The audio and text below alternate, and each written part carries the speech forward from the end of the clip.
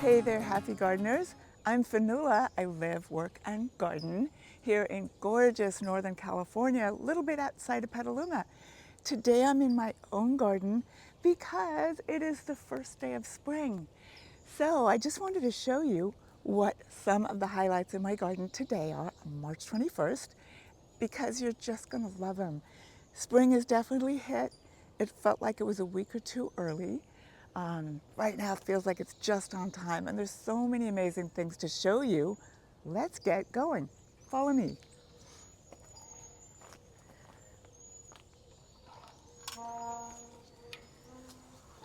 I'm going to show you one thing before we even go through the gate, because this particular plant absolutely blows me away. It's a totally innocent looking shrub. It is a pittosporum. They're from New Zealand, and it is called Marjorie Channon. Now, it's a great shrub. Pittosporums are fabulous in general, but if you look super closely, they have tiny black flowers. Inconspicuous as you can possibly get, but the fragrance is absolutely unbelievable. Especially notice it at night and in the early morning. And it's, I don't know, maybe 100 feet from my house. But the fragrance, I've got 3 or 4 of these here, lots of tiny little flowers on them. The fragrance goes all the way to my house. It's fantastic. Okay, let's go.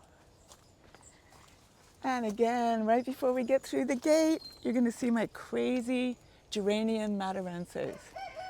These guys are gonna bloom next year, and that's my rooster out there. These guys are gonna bloom next year, but right now they're providing a really fabulous ferny look right here as we get through the gate. And I've got some aeoniums. Come over this way and just look back here at the contrasting textures and foliages and everything that's going on. This is a beautiful aeonium Schwarzkopf. Great color. Okay, I couldn't decide which way to go. The rooster's making noises this way, but also just look over here. We've got to go this way. It is totally magical right now. You just have to see it.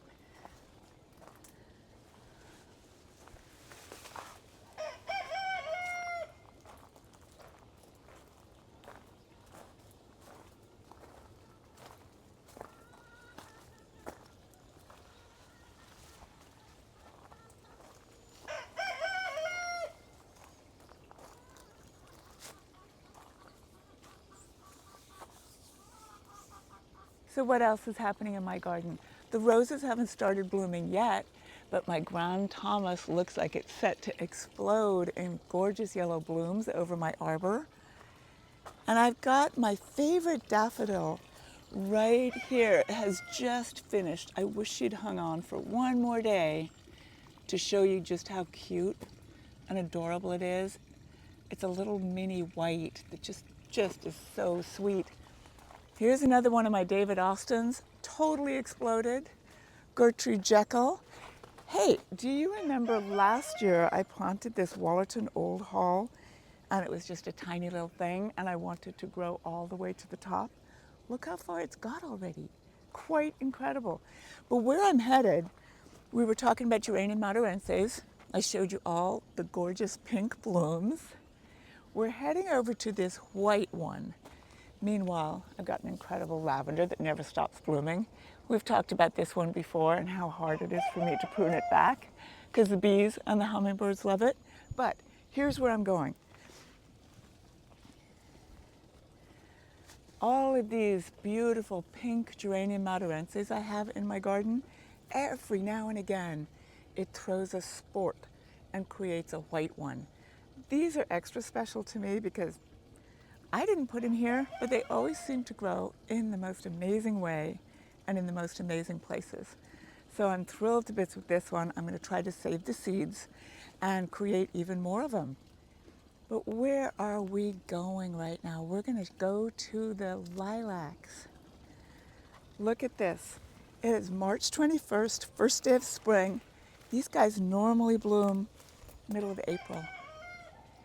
And I'd say they're about halfway to being at their full glory. but I've already cut armloads of them to bring indoors. I've already come out almost every day just to do some inhaling. And if you've never grown lilacs before in Northern California, it's really not hard. And I have a video out there that you just need to go out and find to get all the tips, tricks, and essential things that you need to know so that you too can have lilac trees before you know it. Hey, I was heading over here to show you the pear tree, and look what I found. Another little white geranium madarense, and this one looks like a dwarf variety. I would lay bets all of these are the same because they're all much shorter and the leaf structure is much finer than the regular pink ones. So this is super cool. Look at this, it's just beginning. It's gonna pop entirely. And what I really love about it is the way it's arranged itself around my suckle pear, which is blooming right now, first day of spring. Bodes well for a really, really great harvest. And for a little extra adornment, we've got a fabulous aeonium flowering right now. Look at that. I love my garden, and I totally recommend everybody should walk around their garden every single day and find the things that you love the most about it. Write me a list. I want to know what's your favorite thing about your garden when you go for that walk in the morning. All right, let's keep going. I keep getting distracted. Oh, wow. Look at the Echium. Look at this.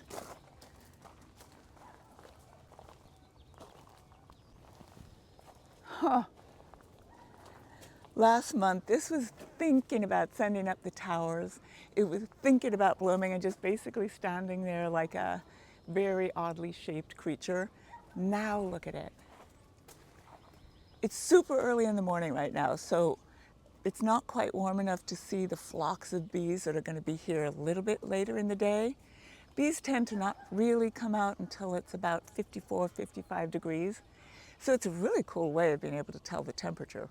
As soon as you start seeing the honeybees, you know it's hit 54. Look at this.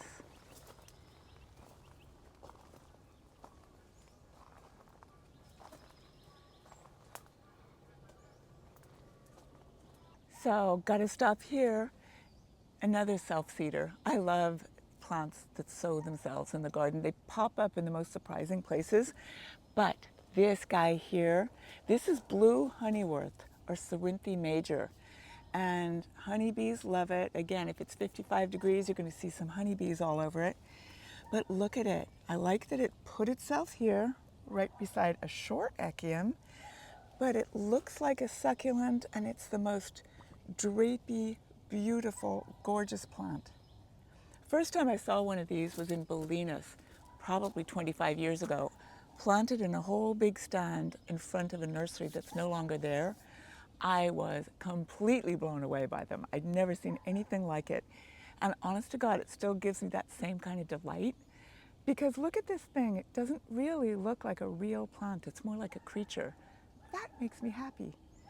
Look what I just found. My incredible Vivian Pinnell Clematis is blooming. I swear this wasn't happening 3 days ago when I walked past. I know I saw buds, but look, the first bloom is open. I adore this clematis. It's tough as nails. It's living here at the base of a red rose. Maybe the color scheme isn't the most beautiful thing ever, but this actual specimen of a plant, the buds are enormous. Every bloom that opens is just magical. Sometimes they're double, sometimes they're single, but it is tough as nails and hardy as can be. They are supposed to grow 6 to 8 feet. My little baby never grows past 3 feet. I don't care. I love this plant so much. This is totally making my day. Another sign that it's spring. So what else is making me really, really happy right now on the first day of spring? The way my freesias have planted themselves all among the aloes in a really nice shady spot at the bottom of my driveway. I just love them. They make incredible cut flowers, of course. And these guys, again, just self-seeded themselves. Plus, they pop out in different colors, which that's just amazing if you ask me. This whole video may end up being about more fabulous self-seeding plants that are in my garden and blooming today on the first day of spring. Everybody knows about forget-me-nots, right? And they are just the cutest little things.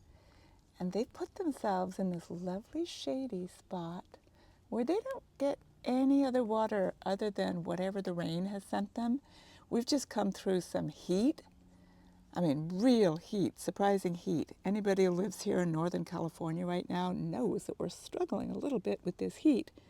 But these guys are shining through, cute as can be, and just brightening up my day endlessly. Look what I found. Now these guys, I can't even remember planting them, but this is my favorite daffodil. Up in the earlier part of the video, I showed you a faded version of it. This particular one is thriving. And what I've discovered is that the deer really, really do not eat them, because it's outside of my protected part of the garden. And here they are, looking great and untouched by the deer. There was 2 deer in the garden this morning, not 3 feet away from these adorable little daffodils. And they're completely untouched. Oh yes, also adding to the fragrance in my garden is this absolutely amazing jasmine. This variety here is called Pepita. It's a Jasminium polyanthemum, and the flowers are just a little bit bigger, the buds are just a little bit pinker, and the stems have a little bit of color on them too. It's an incredibly reliable jasmine draped over this arbor right here, and adding to the whole fabulous combination of plants. And the fragrance in my garden is divine right now. What else is making me happy today, the first day of spring? Well, these incredible little white borage blooms. Now, white borage is just as fabulous as the blue borage in self-seeding and putting itself in unlikely spots, such as just outside of my chicken coop. They're basically growing in gravel. Right there, in gravel. The bees love them. They're edible, just like the blue borage, and very delicate looking and very graceful and elegant. And looking fabulous on March 21st, as are these girls.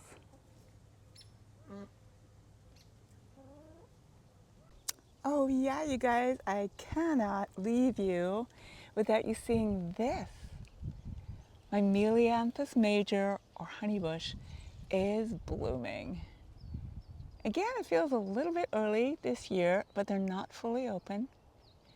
Did I ever tell you that this plant brings orioles?